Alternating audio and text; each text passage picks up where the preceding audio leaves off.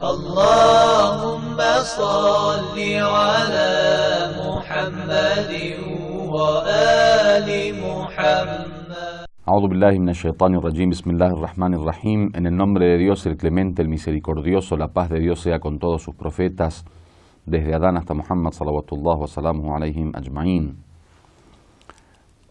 Empezamos una nueva etapa en el estudio. Hemos terminado ya con los conceptos coránicos, que resumidamente hicimos exégesis de algunas de las historias del Corán, algunos temas que de alguna forma Dios quiso establecer dichas historias como moraleja para que quede alguna enseñanza moral, ética o ideológica o de doctrina, de comportamiento, de conducta humana. Ahora vamos a hacer un resumen histórico de los 14 infalibles.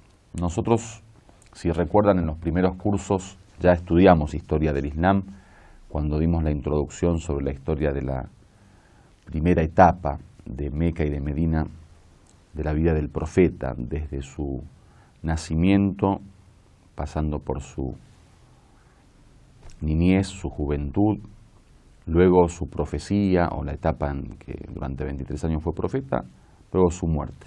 Y ahí de alguna manera detallamos bastantes de los puntos necesarios para poder entender la historia del Islam, o por lo menos los orígenes del Islam. En esta oportunidad vamos directamente a hablar de las personalidades que son para la escuela Shia, la escuela de Ahlul Bayt, las columnas fundamentales de la historia del Islam, que son el profeta, Fátima y los 12 imames, el imam Ali, al-Hassan y el Hussein, y los 9 imames que descienden del imam Hussein alayhi salam. Para nosotros estos 14 infalibles son obviamente los únicos modelos y ejemplos a seguir. De hecho, el punto fundamental de su personalidad, el hecho de que sean infalibles, los hace personajes particulares. Son un modelo para seguir tanto en el pensamiento, tanto en su comportamiento y su conducta, tanto en lo que decían, lo que hablaban, lo que enseñaban. Cada uno de sus movimientos son para nosotros un ejemplo y un modelo a seguir. Nuestra escuela se basa en las enseñanzas del Corán y de los 14 infalibles de Ahlul Bayt.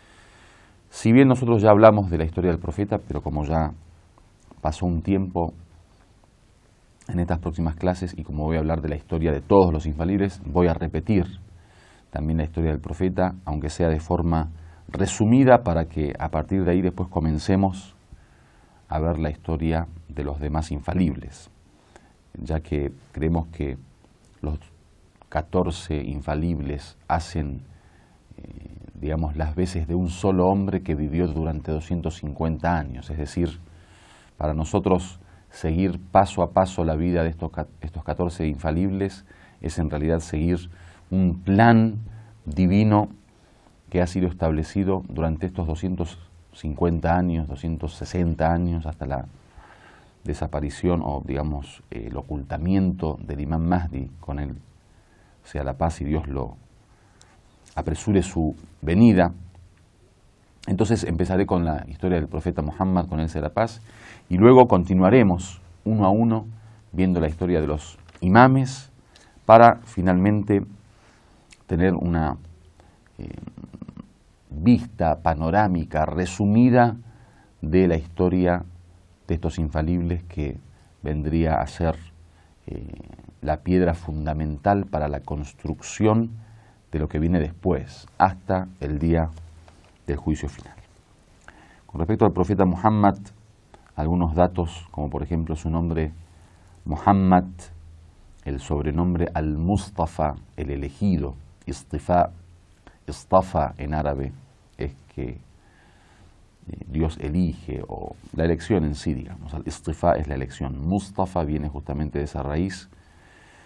Al-Kunya, que es como los árabes llamaban a los hombres, generalmente por el nombre de padre de. Hoy en día también es normal en el mundo árabe, cuando alguien no quiere llamar al hombre por su nombre, entonces le dice el padre del nombre del hijo mayor. Por ejemplo, si mi hijo se llama Muhammad, entonces me dirían Abu Muhammad. Si el hijo de una persona se llama Ali, le dirían Abu Ali.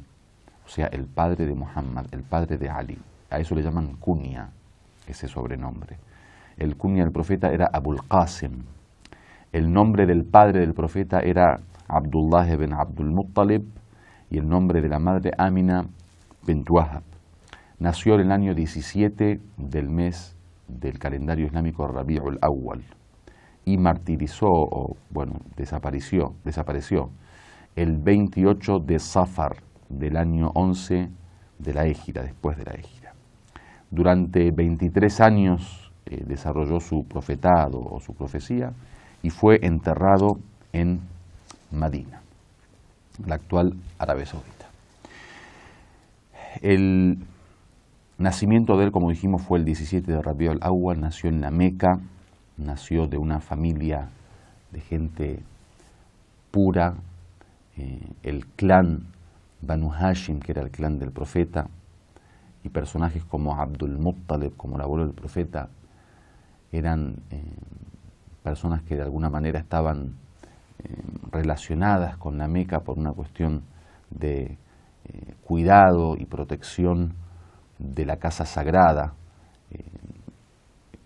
El abuelo especialmente del profeta tenía un contacto, una conexión directa con la Kaaba, ya que familiarmente eran los que se dedicaban en su momento al cuidado de la Kaaba y a recibir a los peregrinos como lugar sagrado, que ha sido siempre. Viene de una familia de monoteístas. En las narraciones aparece que el profeta y Ahlul Bayt vienen de una cadena de ascendientes, de abuelos y ancestros monoteístas, todos seguidores de la religión de Dios.